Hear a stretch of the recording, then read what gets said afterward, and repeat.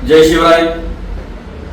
शंभुदुर्ग संघटना महाराष्ट्र राज्य, मी दिनेश तारमळे, प्रवक्ता महाराष्ट्र राज्य। या ठिकाणी शंभुदुर्ग संघटना संपूर्ण महाराष्ट्रावर देव, देश आणि धर्मासाठी आमची संघटना कार्यरत आहे।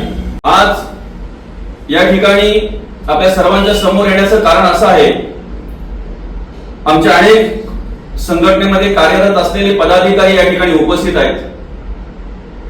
त्याच्यामध्ये ठाणे जिल्हा अध्यक्ष सन्माननीय सागरजी मोरे आहेत, त्याचप्रमाणे कल्याण तालुक्याचे अध्यक्ष सन्माननीय महेशजी आगिवले आहेत, त्याचप्रमाणे संघटक म्हणून ठाणे जिल्ह्याचं जे नेतृत्व करतात ते चेतनजी शेलार या ठिकाणी उपस्थित आहेत आणि आमच्या शंभुदुर्ग प्रतिष्ठानचं संघटनेचं काम करणारे देवाचे सोनावळे या ठिकाणी उपस्थित आहेत। आम्हाला आज आपल्या समोर येण्याचं कारण असं आहे, आज आपल्या परिसरामध्ये ज्या काही घटना घडत आहेत अतिशय दुर्दैवी आणि खऱ्या अर्थाने विचार करण्यासारख्या घटना आपल्या परिसरामध्ये घडत आहेत।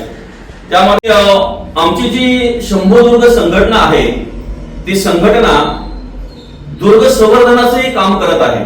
संपूर्ण महाराष्ट्रभर अनेक मावळे त्या ठिकाणी काम करत आहेत, अनेक शिवभक्त त्या ठिकाणी मनापासून काम करत असतात।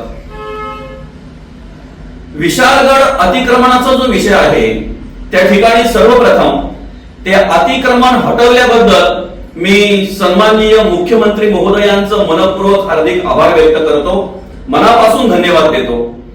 खरं तर अनेक गडांवर अतिक्रमण आपल्याला पाहायला मिळतंय। खऱ्या अर्थाने ज्यांना शिवाजी महाराज कळले, ज्यांनी शिवाजी महाराज वाचले, ते कधीच कुठल्या गडावर अतिक्रमण करणार नाहीत, मग ते कोणत्याही धर्माचे असू द्यात। माझ्या मुस्लिम बांधवांना सुद्धा ज्यांनी ज्यांनी शिवाजी महाराज वाचलेत ना, छत्रपती शिवाजी महाराज ज्यांना कळलेत ना, ते कधीच अशा ठिकाणी अतिक्रमण करणार नाहीत, अतिक्रमण करायला जाणार नाहीत। त्या ठिकाणी मुख्यमंत्री महोदयांनी खऱ्या अर्थाने अतिक्रमण हटवलं, पण त्याच्या आधी अनेक संघटनांना त्या ठिकाणी संघर्ष करावा लागला। छत्रपती संभाजीराजे असतील, त्याचप्रमाणे त्यांच्या बरोबर अनेक संघटना असतील या महाराष्ट्र राज्यामध्ये देव, देश आणि धर्मासाठी कार्य करणाऱ्या संघटना।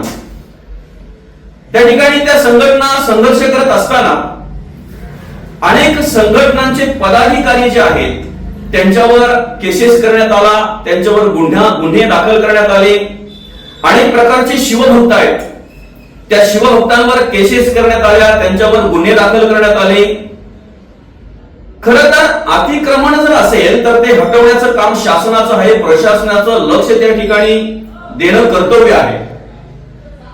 पण ज्या वेळेला प्रशासनाचं, शासनाचं दुर्लक्ष होतंय त्यावेळेला मात्र काही संघटनांना संघर्ष करावा लागतो। शासनाला माझी विनंती आहे आमच्या शंभुदुर्ग संघटनेच्या वतीने की ज्या ज्या शिवभक्तांवर अन्याय झाला असेल, केसेस झाले असतील, त्या ठिकाणी संघर्ष करत असताना त्यांच्यावर अन्याय झाला असेल, त्यांना न्याय द्यावा आपण आणि खऱ्या अर्थाने त्या ठिकाणी जे कार्य तुम्ही केलं ते अतिक्रमण नष्ट करण्याचं, त्याच पद्धतीने ज्या ज्या गडांवर अतिक्रमण आपल्याला पाहायला मिळतंय, दिसतंय, ते सगळं अतिक्रमण आपण काढण्याचा प्रयत्न करावा आणि सगळे गड छत्रपती शिवाजी महाराजांचे मुक्त करावेत त्या अतिक्रमणापासून, अशी शंभुदुर्ग प्रतिष्ठानच्या वतीने मी विनंती करतो। खऱ्या अर्थाने आमचे मार्गदर्शक आदेशजी चौधरी दादा यांच्या मार्गदर्शनाखाली ही संघटना कार्य करत असते। अनेक मावळे या संघटनेला समाविष्ट आहेत, अनेक मावळे या संघटनेचं काम करत आहेत। ही संघटना काम करत असताना कधीही कोणावर अन्याय करत नाही। अन्याय झाला असेल एखाद्यावर तर त्याला न्याय द्यायचं काम आमची संघटना करत असते। आणि त्याचप्रमाणे पुन्हा एकदा विशाळगड मुक्त केला, त्या ठिकाणी अतिक्रमण जे होतं ते अतिक्रमण काढलं, म्हणून पुन्हा एकदा मुख्यमंत्री महोदयांचं मी माझ्या शंभुदुर्ग संघटनेच्या वतीने मनपूर्वक हार्दिक आभार व्यक्त करतो। नमस्कार।